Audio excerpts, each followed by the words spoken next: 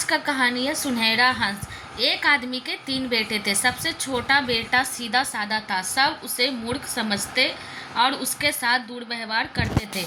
उसका नाम था डमलिंग। एक दिन बड़ा बेटा जंगल में लकड़ी काटने जाने लगा तो उसकी माँ ने उसे बढ़िया खाना और पानी दिया। जंगल में पहुंचकर उसे एक बूढ़ा मिला और उससे बड़े बेटे से खाना मांगा। बड़े बेटे ने उसे डांट कर भगा दिया और यह खाना तो मेरे लिए है, कम है।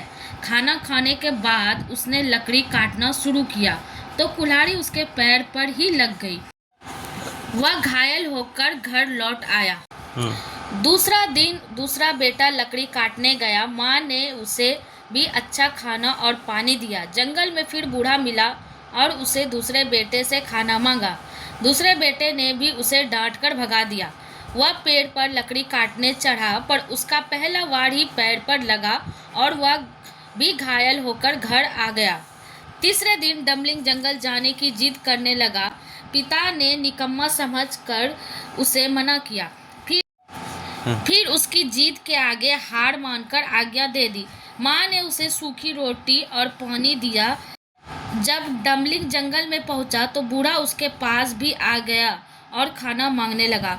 डमलिंग ने कहा, मेरे पास सूखी रोटी है, तुम खा लो।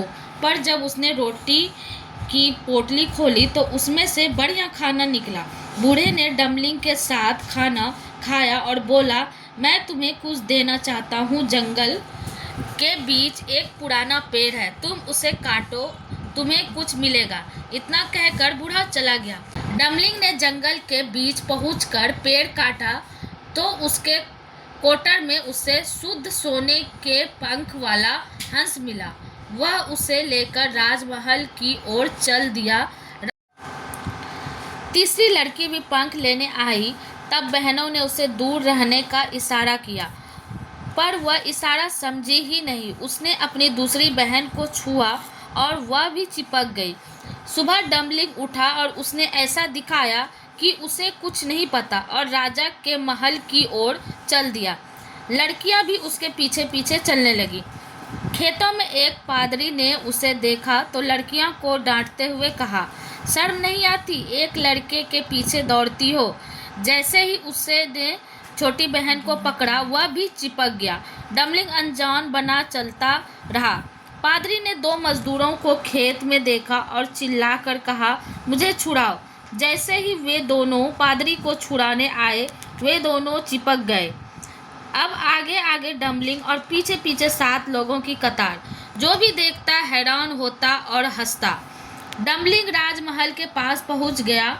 उस देश की राजकुमारी सदा उदास रहती थी, हंसती नहीं थी। राजा ने घोषणा करवा रखी थी कि जो उसे हंसा देगा उसकी शादी राजकुमारी से करवा देंगे।